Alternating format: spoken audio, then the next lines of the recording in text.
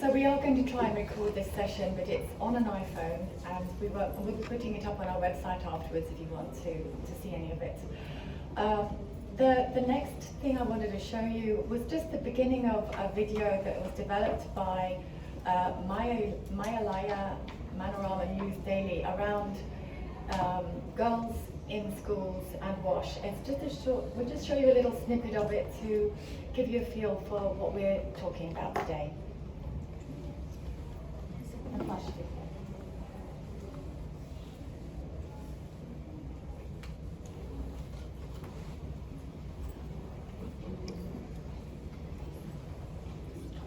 Whatever we give water is important. From drinking to washing it makes us happy.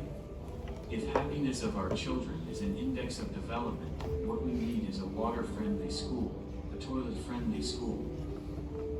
Kerala, a small state in India, is having 16,028 schools, 0.169373 million teachers, 4.5 million students. The Indian state of Kerala is famous for its educational quality and reach. There is no child labor or child right violations there. Indian Constitution ensures primary education a fundamental right of the child. We serve free meals besides egg and milk to keep malnutrition at bay. So enrollment to primary schools are almost 100 to 110% in Kerala. All schools must have one toilet for every 10 girls and one for every 25 boys, says the first ever draft of the Kerala School Manual published last year. Every school must have a health plan also. With the help of parent-teachers associations, PTA, the school will have to set up vending machines and disposal systems for sanitary napkins. The manual is derived from the spirit of Indian Constitution and Kerala Education Act 1958. Sanitary napkin, vending machine. Thank you. I think that gives you a bit of a feel. So Kerala is one of the states where they have... Microphone. Oh, sorry. Kerala is one of the states where they have managed to bring to the state level the rights to wash and sanitation into schools. So the right to education is a national law, and it includes WASH, but it isn't integrated in all the states. And so this is being used as an example to encourage other places in India and maybe other places around the world to include the rights to water and sanitation into the rights to education. So in India, they don't have the right to water and sanitation in the constitution. They have the right to life, and they found a different way of bringing in the right to water and sanitation for children. So with that introduction, I would like to then open the floor to Rio Had, who is at the Office of the High Commission of Human Rights, and I've known Rio for years working in water and sanitation issues, so I imagine he has some good points to make. Well, thank you, Amanda, and thank you, the Center for Community Health Research, Human Rights to Water, and many other partner organizations who are here, who could not be here, for your invitation to give some remarks at this event today. And I congratulate your commitments that you have made to advance the rights of children to water and sanitation and to education. The video message that we just heard and the video that we just saw is really a strong testimony to the universality and interrelatedness of all human rights. And as we celebrate this year the 75th anniversary of the Universal Declaration of Human Rights, this is a type of commitment and action that we are seeking to promote, share, and be inspired. So thank you very much for sharing with us that the focus on human rights in the context of water and sanitation, education, and children's development of their potentials and well-being is a focus of global significance. And thank you for giving to this purpose your time, your concentration, your energy, and your ambition and commitment, because human rights belong to all of us. 75 years ago, the UN adopted the UDHR, proclaiming all human rights are born free and equal in the dignity of rights. And it was 13 years ago at the General Assembly, the United Nations formally recognize the human rights to water and sanitation. But despite progress, billions of people worldwide are still without access to safe drinking water or dignified sanitation. That many children, often girls and young women, spend hours collecting water, risking their safety and health, forfeiting the opportunity to receive education, which in turn put them in more disadvantaged situation in later life. This is not just a failure of development, but it's a failure of human rights. So access to water and dignity in sanitation is a game-changing right. Water is indispensable for a healthy planet, sustainable development, thus the more stable, peaceful, and inclusive world. But we must ask, how do we secure these rights for our present and future generation? To uphold universal human rights, people of all ages must be aware of them and of the means to ensure their protection. This is the fundamental purpose of human rights education. To equip individuals with knowledge, skills, and attitude that help them identify, claim, and defend the human rights of all. So human rights education enables people of all generations and in all contexts to recognize and fulfill their role as active citizens, participating in public affairs and decision making.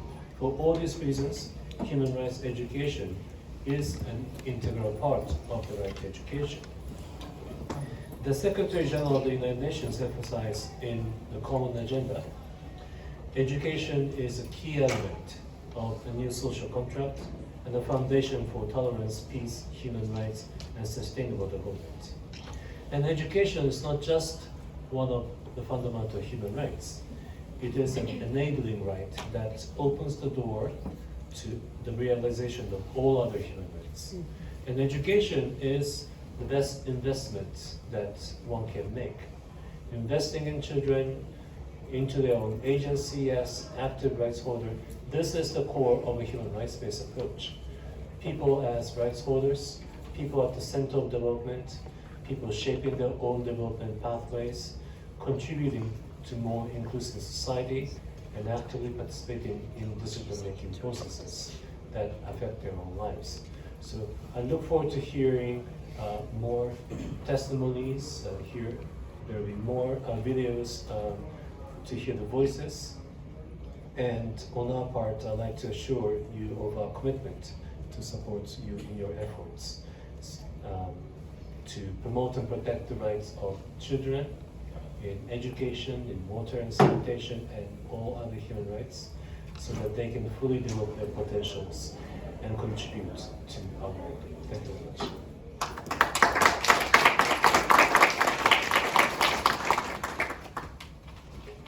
Thank you very much, Rio. That gives us a nice framework to discuss around. And I'm going to be interested to hear, secondly, from Leo Heller, who was the previous special rapporteur on the human rights to water and sanitation, and has a lot of experience in this area. Thank you, Amanda. Some few words just to welcome this very important side event, highlighting the needs of wash facilities in schools and linking the right to education to the right to water and sanitation, as Rio has highlighted. When Amanda invited me yesterday to be here today, and when I read the outline of the event, two links went to my mind with my previous activities as special rapporteur. The first one was my visit, my official mission to India in 2018, and the second one was my thematic report on the human rights, water and sanitation beyond the household level. My visit to India, you can imagine, was very challenging. It's not easy to assess the situation of the human rights to water and sanitation in a country like India in 2 weeks or less than 2 weeks. And a very complex country with a big one, with a lot of diversity. And I travel around several states in India, I have several interactions with the government, but mainly with civil society. One of the focus of the visit, it was necessarily that was the huge project Swachh Bharat program mission, and the government was very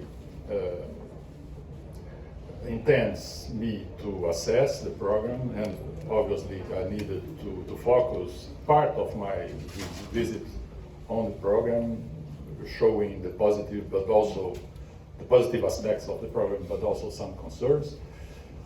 But in my visit, I had the opportunity to go to some schools, to health centers, mainly in rural areas, and I talked to indigenous groups and different cases, Dalits, etc. And in my report, I mentioned a number of times the issue of schools and the lack of adequate facilities in schools. And I'm happy to see that this progressed. I'm not saying that this progressed because of my report, but I'm very sure that it's not that.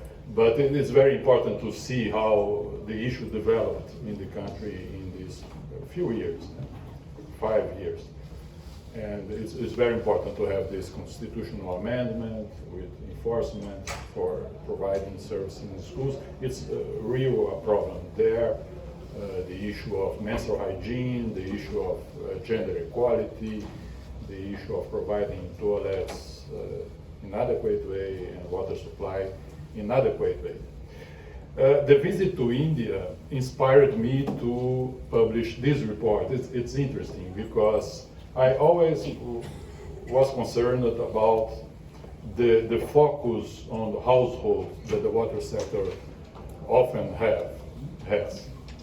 And in India, I could see several different situations of potential violation of the rights when we look particularly for people on public spaces. Public spaces was something very strong for me during the visit.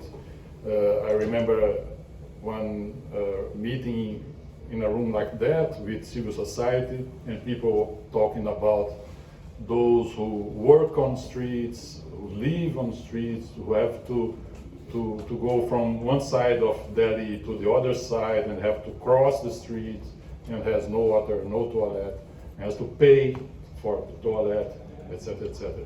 So I decided after this visit to India to publish, to prepare this report. The report was on spaces beyond the household, but with a focus on public spaces. But I addressed schools, health centers, prisons, detention centers, and other spaces that I'm very secure that we don't have an adequate approach for that. The focus was in public space because other spaces beyond the household has been receiving some attention. For instance, GMP is monitoring schools, health center facilities, etc., but not public spaces, not detention centers, not refugee camps, etc., etc. So these two links seems to me very interesting, and I think that this session can highlight some inspiring ideas about this. So I hope we have a very important discussion today, and thank you, Amanda, again for the invitation.